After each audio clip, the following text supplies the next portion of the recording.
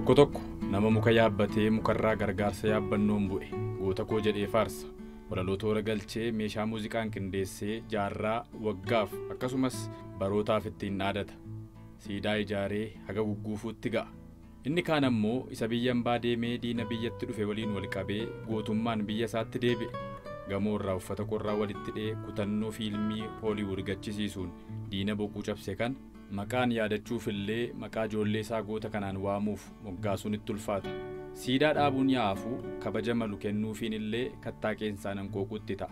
Hojii gootummaan hojjete akka cirracha daarii galaanaati. Bal'inni seenaa isaa ammoo akka garaa waaqaati. Qabsaa'aa biyya isaa ba'ee Awurooppaa akka qe'ee abbaa isaatti keessa garmaame. Abiddaan qoramee biyya kan koo jedhuuf kan gootummaan qabsaa'ee birmadummaa ishee mirkaneesse. Koloneel Abdiisaa Aagaa.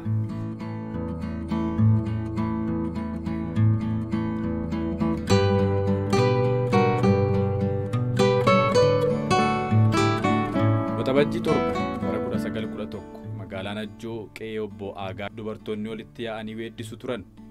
Illaan cookoo baga hiikamtee baga of galtee hammaareen garbuu shafaa yaamarreen martuu dannabaa baga maaramtee kan baala midhaan gootuu kan dhiiga mucaa gootuu jedhanii dhalachuu goota kanaaf weeddisuu hin oolle. Silas gaafa gooti dhalatu hin weeddifamu taanaan weedduun maal fayyadaa? Loltuu ta'uuf kan inni murteessee haqii qaaqamee dhugaan dhokatee abbaan isaa jal'inaan waan ijoollummaatti jalaa hidhameef aarii sanarraa ka'uun mana barumsaa waraanaa Yeroosii Holotaa Gannat jedhamu seene. Kunis mootummaan Yeroosii xalayaa kallattiin mana barumsaa sanatti barreesseefiiti malee umuriin isaa hin geenye ture. Mana barnootaa waraanaatii ba'ee osoo hin buliin umurii isaa kichuudhaan dirree waraanaa Bonayyaatti bobba'ee matirayyasiin xayyaara faashistii 3 lafaan dha'e.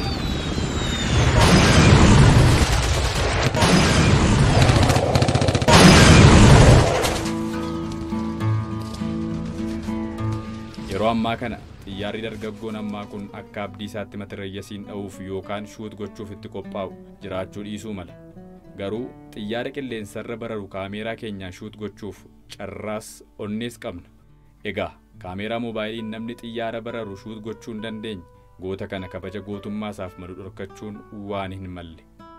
Abdiisaan xiyyaara samii irratti dha'ee lafaan dha'eera. Eegdota mana hidhaa gamoo isaan irra jiran irraa fonqolchee mataan isaan dhaabeera. Warra fuulaa fuulatti itti dhufanis abootteen ol gara samiitti ergee gadi buusee lafa keessa isaan suuqeera. Abdiisaan bara ture keessa kan inni samii irratti dha'ee gadi hin buusin qilleensa qofa. Osoo amma jiraate ammoo koronaa qilleensa kana keessa mirmiru kana dha'ee lafa buusuun oolu. Abdiisaan harka weerartootaa seenee kan booji'ame Goojjamitti loltoota Raasimmiruu waliin fuulaa fuula Xaaliyaanota waraanee erga madaa'ee ture. Achiis dhufee kolfee mana hidhaa Xaaliyaanonni dubbisiitoo Karchallee jedhanitti hidhame. Ta'us garuu halkanuma sana miliqee ba'e. Erga ba'ee boodas riqicha qaaqii jala dhokachuun loltoota Xaaliyaanii Bishooftuurraa gara Finfinnee konkolaataan fe'amanii dhufan matirayyasii qabateen daaraa botoroo taasise. Odeeffannoon kun Musoloonii bira yeroo ga'u lubbuudhaan qabaa naa fidaa jedhee ajaja dabarse. Haaluma kanaan Abdiisaan qabamee hidhaaf gara biyya Xaaliyaaniitti dooniidhaan karaa Mitsowwaa ergame. Kaan hidhaa baqa galaana qaxxaamuree biyyaa ba'a. Abdiisaan hidhaadhaaf biyyaa ba'e. Imala isaanii kana irratti waan isaan mudate dararaa isaan argan kan mana hidhaa yoo caale malee gadi akka hin taane ni dubbatama. Guyyaa 3 booda erga magaalaa Naapoolii ga'anii namoota 30 kan waliin dhufan dabalatee awutoobisiitti isaan naqanii mana hidhaa Inyoonoo isaan geessan. Manni hidhaa Inyoonoo dheerina meetirii 5 shiboo qabuun kan naanneffame yoo ta'u bakki hidhamtooti keessa jiran ammoo sibiilaaf mukarraa kan hojjetamedha. Eenyuyyuu gara dallaa sanaatti siquu hin danda'u. Eenyuyyuu waliisaa duukaa karaa qaawwaa dubbachuun ammoo eegdota mana hidhaa sanaan meeshaa baataa jirtu sana natti bulgaafachiisi jechuu waliin caalu jedha Koloneel Abdiisaan. Koloneel Abdiisaan mana hidhaa sana keessa osoo hin jiruu afaan Xaaliyaanii dubbachuun jalqabee jedha yeroo dubbatu. Akkan yaadutti Fireekiraante, Paastafurnoo, Juventus, Miilaan jedhanii waan afaan hiikkatan natti fakkaata. Guyyaa tokko xiyyaarri warra Ingilizii barreeffama waraqaa irratti afaan Arabiffaa, Ingiliffaa fi Faransaayifaan barreeffamte firfirsitee deemte. Waraqaa kana keessaa muraasi mooraa hidhaa Koloneel Abdiisaan fa'aa itti hidhaman keessa waan bu'eef tokko fudhatee kiisa isaa kaawwate. Yeroo kana hidhamaan tokko sargee waan tureef dhaqee eegdotatti hime. Rakkoo keessa dhaabbatee namni karaa ittiin rakkoo keessaa ba'u tokkummaan barbaada malee qofaa kiyyaan rakkoo keessaa ba'a jedhee isa tokko balaaf saaxiluun namummaan fakkaatu. Odeeffannoo argate kanaan eegduun tokko dhufee waraqaa harkaa fuudhee Abdiisaatti ejjete. Yoona kana Abdiisaan aaree harka isaa buttujjii sanaan abootee eegduu sila addeenyaan daakuu fakkaatu libsuu ijaatti timaatimii fakkeesseen. Yoona kana hojii ija jabina Abdiisaatti hidhamtoonni biroon ni na'an. Eegdoti kabiroon ammoo haaloo gurbaa isaanii baafachuuf bakka inni dhaabbatee jirutti akka tuullaa xaafii Abdiisaa kuffisanii irra tuulaman. Harka isaa fuuncaan boodatti hidhanii gamoonni irra jirurraa asii gadi darbatan. Silaa namni darbatamu kamuu lafa ga'uun hin oolu. Abdiisaan lafa ga'e. Kan adda ta'u garuu waan inni ittiin lafa ga'edha. Abdiisaanis qolee isaan lafa ga'ee lafeen isaas ni caccabe. Jilbi isaa yoomuu diinaaf hin jilbeenfadhu jedhu har'as waan dideef gogaan irraa qunca'e. Silas kan tole hin jenne kan hin jilbeenfadhu jedhu miidhamee kabajama. Hidhamaan dhaqee eegdotaaf odeeffannoo kennes rakkoon Abdiisaa isa nan kaakne. Innis akkuma Abdiisaa dararame malee namni ilaalcha isaaf godhe hin jiru. Yeroo baay'ee dabarsanii nama kennuun waan fayyadamnuuf seena. Garuu isa kennu caalaa isa kennamutu kabaja qaba. Lafee cabee gogaa qunca'us dararaan miidhamus kan kabaja qabu isuma kennamedha. Dhaggeeffattoota keenya kabajamoo fi jaallatamu. Nama akka Yihudaa dabarsee waa namaa kamittuu isin kenne garaa dhiifamaan yaadadhaanii bakka inni jiruu fi haala inni itti jiru xiinxalaa. Yeroo sana gochi kun ifa isinii ta'a.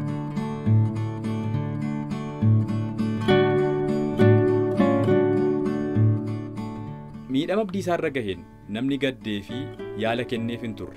Sirumaayyuu eegumsi cimaan godhamuufii qaba jechuun bara 1931 akka lakkoofsa Habashaatti Naappoolii mana hidhaa Bojaariyaalitti isa darbatan.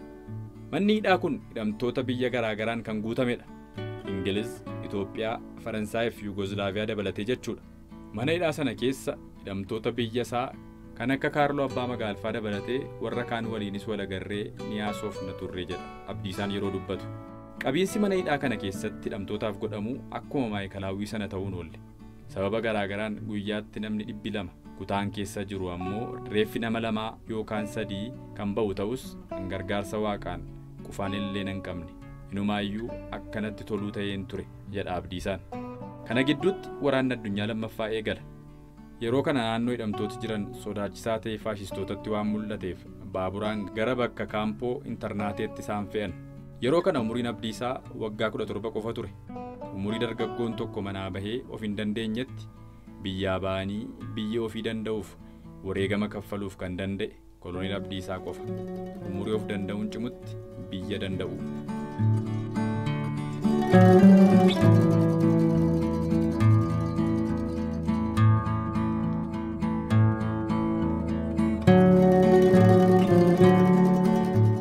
Waraanni addunyaa lammaffaa ka'uun perparamuun loltoota Xaaliyaanii fi walshakkiin gidduu isaaniitti uumame koloneel Abdiisaaf carraa gaarii uume. Loltoonni Xaaliyaanii yeroosii garuu gorsan qabammoo maalidhaa? Akkamitti biyya tokkoof osoo lolanii gidduu isaaniitti wal amantaa dhabuun uumama? Osoo uumames gadi baasuu maaltu fide? Achuma wal gidduutti hin fixanii? Osoon baras jiraadhe bagan hin jiraatinuu malee silaa Xaaliyaanii gorseen baandaa jedhaman ture. Anillee akka waliigalaatti dubbiin kun ergaa qabdiifan kaase malee osoo isaan tokko ta'anii walii galanii isaan akka diinaatti kan ilaalan nuuf ammoo goosni keenya Abdiisaan akkamiin seenaa dalaga ture. Dhaggeeffattoonni keenya sagaleen isaanitti dhaga'amu muraasi akkas jechaa jiru. Hojii isaa gabaabsaniif malee Abdiisaan gootummaa dalaguuf karaan dhabu waan jedhan natti fakkaata. Walii galle. Dabaa fi acuuccaan isaaf hidhamtoota kan biroorra ga'u riba waan isa dhowweef hidhamtoota waliin yaada wal jijjiiruu jalqabe. Kun immoo ija eegdotaa keessa waan isa galcheef akka nama kam waliin agarretti namni isa to'atu akka jarraa hin buqqifannee taasifame. Namarraa baafamees kophaatti akka hidhamu godhame. Kun ammoo daran jireenya isaa cuunfaa baala koosootti godhe. Itti hadhaa'e. Rakkoo hamaa kana injifachuuf koloneel Abdiisaan fala garaagaraa dha'uu eegale. Na dhukkuba gadi hin ba'u jechuurraa eegalee haga sammuun koo dhukkubsataadha jedhee ogeessota fayyaa gowwomsuutti jechuudha. Sababa kanaanis ammas manni hidhaatti jijjiiramee bakka biraatti geeffame. Gaaf tokko mana murtiitti isa dhiyeessan. Sa'aatii 48 ta'ee ji'a 48 booda waan beekamu jiraachuu baatus osoo maatti hin dubbatin guyyaa 2 booda akka dhufu beellamaniin. Yeroo jedhametti ammas gaafa deebi'ee dhaquu ji'a 3 boodatti isa beellaman. Murteen kun jireenya isaa isa dhumaa akka taate waan hubateef osoo ilaaluu harki boodatti hidhamee rasaasa faashistiin reebamee du'uurra mana hidhaa cabsee bahuuf murteesse. Murtoo isaa kana ammoo riyaasaa lammii biyya Yugoslaaviyaa Juuliyoo Taachik waliin hojiitti jijjiiruuf mari'atan. Haaluma kanaan mana hidhaa kana keessaa miliquuf yeroon mijataan kan isaan filatan yeroo waraanni Ingilizii naannoo sanarratti xiyyaaraan aleellaa eegalu akka ta'u ture. Gaaf tokko sa'a 7tti boqonnaa irra osoo jirruu fageenya irratti xiyyaara Ingilizii gaggala galtu agarre. Yeroo kana waraanni Ingilizii magaalaa akka seenee fi arra galgala karoora keenya akka hojiitti jijjiirru murtoo du'aa fi jireenyaa murteessinee addaan galle jedha Koloneel Abdiisaan yeroo dubbatu. Akkuma isaan yaadan waraanni Ingilizii mana hidhaa sana haleeluu eegale. Ta'us mooraa sana keessaa karaa eegdotaa deebiin dhugaa isaan kenname hin turre. Kana jechuun eegdoti mooraa sanaa gariin baqataniiru, gariin ammoo suuqatti galanii jiru shakkiin jedhu Abdiisaa keessatti waan uumameef mala dha'ee kutaa jiru keessaa ba'uuf murteesse. Kabajamtoota dhaggeeffattoota qophii himu. Seenaan kun iskiriiptii fiilmii Hooliwud irraa kan fudhatame miti. Prison Break kan Maayikal Iskoofiildiin akkasinitti hin fakkaanne. Kun seenaa gooticha Abdiisaa hagaa akka ta'e qubanaa qabaadhaa.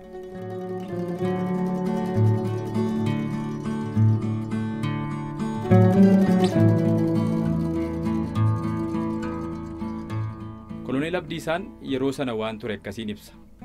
Kutaan keessa jiru gamoo ta'ee foddaan isaa keessaan kan banamuu fi karaa alaa sibiila kan hin qabne ture jedhee itti fufuun kanaafuu waan ani ittiin gamoo dheeraa kanarraa darree ittiin buugaa fayyaaduu uffati qorraa kiyya fala tokkoof tokko ta'ee fuula kiyya dura dhufe.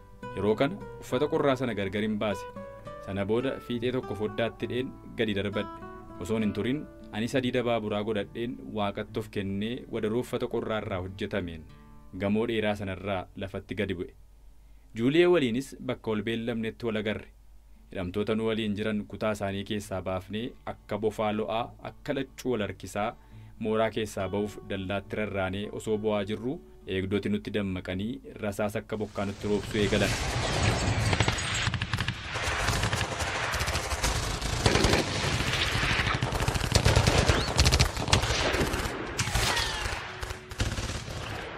Yeroo kana baay'een keenya dallaarraa utaallee lafa buunee turre. Warroota hafan lammii Yugoslaaviyaa tokkoo fi Asaffaa Bala'u dhukaasatti banameen nu biraas jireenyaa fi abdii biyya isaaniitti galuurraa karaatti hafan jedha Abdiisaan yeroo dubbatu. Warrooti darban halkan sanaan imalanii fagaatan. Gammoojjii biyya ormaa keessatti jooranii jaawwaranii lubbuu isaanii tursuuf ammoo tiksootarraa meeshaa fi farda kaan humnaan kaan ammoo fedhaan harkaa fudhatan. Garam akka deeman hin beekan maal akka godhanis dalgatti ta'eera.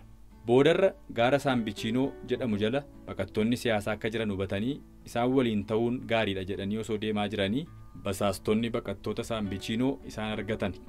Hidhannoo hiiksisuun gara Meejar Saahil lammii biyya Ingiliziitti isaan geessan. Innis eenyummaa isaanii eessa akka deemanii fi maal akka barbaadan isaan gaafate. Isaanis faashistoota waraanoo akka barbaadan itti himan. Haaluma kanaan namoota kutatoo ta'an 16 Juuliyoo fi Abdiisaan of duuba hiriirsuun meeshaa muraasa qabatanii gara mana hidhaa bakka duraan turaniitti deebi'an eegdota waliin wal waraanuuf. Meeshaa isaan qabatanii turan goraadee 5, shugguxii 1, qawwee 1 fi boombii 1 qofa qabatanii ture kan isaan deebi'anii deeman. Meeshaa waraanaa dabalataa barbaacha. Sarara ibsaa ciranii gara kutaa hidhamtootaatti yoo dhiyaatan bokkaan roobuu eegale. Kun ammoo eegdota akka of dagatan isaan gargaare. Yeroo kana Abdiisaan lafarra lo'aa gara eegduu isa tokkootti dhiyaate.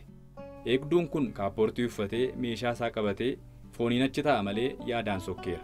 Jaalallee isaa, ijoollee isaa, maatii isaa kana keessaa tokko waan yaadaa jiru natti fakkaata. Waan barbaade yaadus egaa gaafa Abdiisaan hudhee kokkeessa qabu yaada isaa waliin kaappoortaa fi meeshaa waraanaa isaa lafa kaa'ee bakka hin deebinetti sokke. Eegdota achi jiran keessaa kan lubbuun hafe tokko qofa. Innis kan hafe akka kompaasiitti Abdiisaaf tajaajiluuf qofa ture. Gaafa barrisitti jigu nama ta'uu dhiiftee meeshaa taatanni jedhamu. Asitti ni ta'a laata? Ajajaa mana hidhaa sanaa warra eegdota duukaa buusanii geggeessaniin meeshaa waraanaa baay'ees ni gonfatan. Abdiisaan akkas jedha. Iyyaa fi boo'ichi yeroo sana ture kan Finfinneetti gurraandhala 12 Giraaziyaaniin uummata nagaa irratti raawwate waliin wal bira yoo qabamu homaa miti jedha. Itti fufees gara jabina faashistootaan lammii koorra ga'e andinqii uumaatiin biyyan hin beeknetti ergamee gumaa baasuu danda'uu koof murtee waaqaan dinqisiifadhaa jedha yeroo dubbatu. Hojii kanaan hidhamtoota 400 ta'an hidhaadhaa baasanii jiru. Boodarraa Abdiisaan qabsoo dachaa Awurooppaa irratti taasiseenis waraqaan ragaa akka lakkoofsa Awurooppaa bara 1945tti kennameefii jira. Waraqaan ragaa kunis akkas jedha. Abdiisaan bilisummaa addunyaaf akkasumas morkattoota isaa fuulaa fuulatti waraanuun tarkaanfii isaanii dhaabsisee hojii tajaajila loltummaa isaatiinis injifannoo argamsiiseera. Kanaafuu guddaa isa galateeffanna. Waraqaa ragaa kana kan qabatan hundi kabaja bilisummaa addunyaaf kan qabsaa'anidha jedha ture waraqaan ragaa Abdiisaaf bara 1945 kenname sun. Poorti Sudaan irratti simannaan warri Ameerikaa fi Ingiliz isaaf taasisan kan baay'oota ajaa'ibsiisee ture. Biyya isaa yeroo galuu ni dagatame. Namni eessa jirta isaan jedhuun argamne jedhanii ragaa ba'u hiriyaan isaanii Birgaadeer Jeneraal Waasiyuun Nigaatu. Obbo Tasfaayee Abbabee immoo akka jedhanitti yoo ta'e sirumaayyuu nama haga kana qabsaa'ee addunyaan beekamtii kenneef hamilee isaa tuquuf olotatti deebi'ii barnoota fudhadhu ittiin jedhamee jedhanii dubbatu. በቀጥታ ሆለታ ገነት ጦር ትምህርት ቤት ሄዶ የጭ መኮንኖችን ኮርስ እንዲወስድ በፊት እንትን ያለውን ኮርስ እንዲወስድ የሚል አእምሮውን የሚነካ ነገር ተደረገበት። ያንንም አልተቀበለም። Abdiisaanis sana tole jedhee fudhachuu waan dideef itti aanaa ajajaa dhibbaa gochuun gammoojjii Ogaadenitti isa darbatan. Bara 1948 afeerraa mootii biyya Itoophiyaa yeroo sanaan Maarshaal Tiitoo pirezidaantiin Yuugozilaaviyaa gara Itoophiyaa dhufee ture. Yeroo dhufu namoota gootota jedhaman keessaa Abdiisaa dhabe. Lubbuun jiraannaan yaa dhufu arguun hin barbaada jedhee cimsee dubbate. Yoona kana xiyyaara Ogaadenitti erganii Abdiisaa fichisiisan. Erga dhufee booda immoo badhaasa kabajaa sila dhawwatan fakkeessaaf itti diran jedhu obbo Tasfaayee Abbabee. Maarshaal Tiitoo jechuun ammoo gaara Saambichiinoo irratti Abdiisaan ajajaa isaa ta'ee kan waliin faashistii waraanaa turanidha. Ajajaan gammoojjii keessa naanna'a biyya tokkotti. Ajajamaan pirezidaantii ta'ee biyyarra naanna'a biyya biraatti. Kun ammoo kan inni ta'eef bittaa mootummaa yeroo sanaatti Abdiisaan kan hin gammanne waan ta'eef ija addaan ilaalamaa akka ture ni dubbatama. Gooti lammummaa isaa jaalala biyyaaf jecha jijjiiruu dide. Gammoojjii biyya namaatti diinaan wal qabee kan injifate. Kabaja bilisummaa addunyaaf kan qabsaa'e. Mootummoonni addunyaa kabajaaf jaalala addaa kan qabaniif Abdiisaa aagaa. Biyyi inni jiraateef garuu isaaf jiraachuu dadhabde. Biyyi Boob Maarleef siidaa dhaabdu isa biyya ishee gochuuf dhiigaan gahee isaa bahateef siidaa nafee karaa maqaa isaan mogga'u dhabde.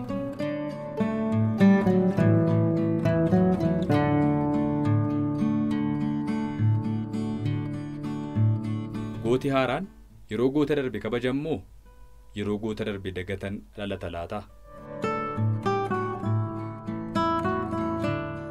Seenaa kana qindeessuuf wabiileen itti fayyadame EBS sagantaa Who is Who akkasumas kitaaba Marsiyaa Zanabbabee በኢጣሊyaa በረሃዎች jedhu fayyadameera. Xumureera.